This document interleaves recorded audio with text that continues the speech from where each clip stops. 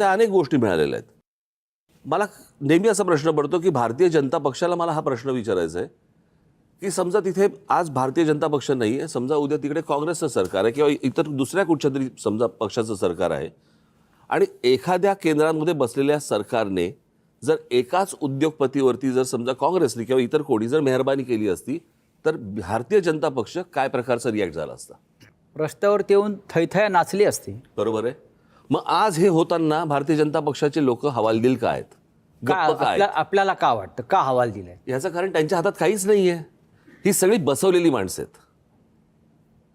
कळलं का? ह्याच्यातले जे बसलेले होते त्यांना नष्ट केले गेले. लाईक शिवराज सिंग चव्हाण असतील किंवा अजून एक दोन जण असतील, गडकरी, बरोबर आहे, गडकरी असतील.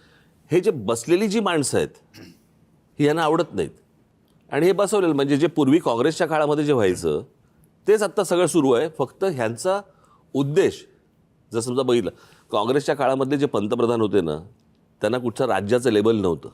हे पहिल्यांदा राज्यकर्ते बसलेत ज्यांच्यावरती राज्याचं लेबल आहे. गुजरातचे प्रधानमंत्री आहेत ते. कळलं का? गुजरातचे आणि गृहमंत्री. ज्या प्रकारचं त्यांचं मुंबईवरती लक्ष आहे, मुंबईकडे त्यांचं ज्या प्रकारे लक्ष देतात MMR रिजनकडे, हे आजपर्यंत कधी घडलं नाही 50-60 वर्षामध्ये जे आत्ता घडतंय. हा धोका सर्वाधिक आहे.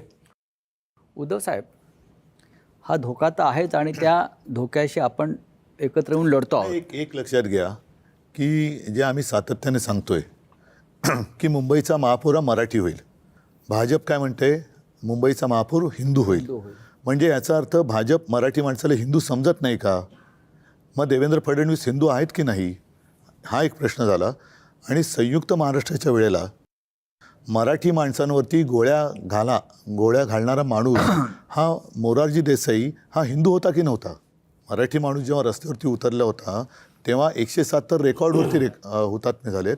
पण त्यांनी नंतर पोलिसांना सांगितले की तुम्हाला गोळ्या दिल्या आहेत ते माणसं मारण्यासाठी दिलेल्या आहेत, गोळी वाया घालू नका. गोळ्यांचा हिशोब मागितला. मोरारजी देसाई हे गुजरातमध्ये जन्मलेले हिंदू होते की नव्हते?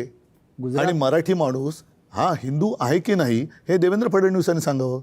याचं कारण असं की ज्या वेळेला मोदींना अटल बिहारी वाजपेयी केराच्या टोपलीत टाकत होते तेव्हा त्यांना वाचवणारे हिंदू हृदय सम्राट शिवसेना प्रमुख बाळासाहेब ठाकरे हा अस्सल मराठी माणूस होता.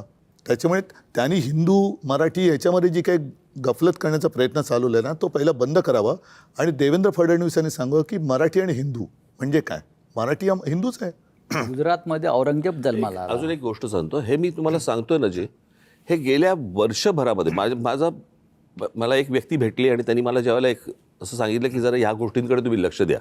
मी मगाशी जे म्हटलं नाही का 2024 ते 2025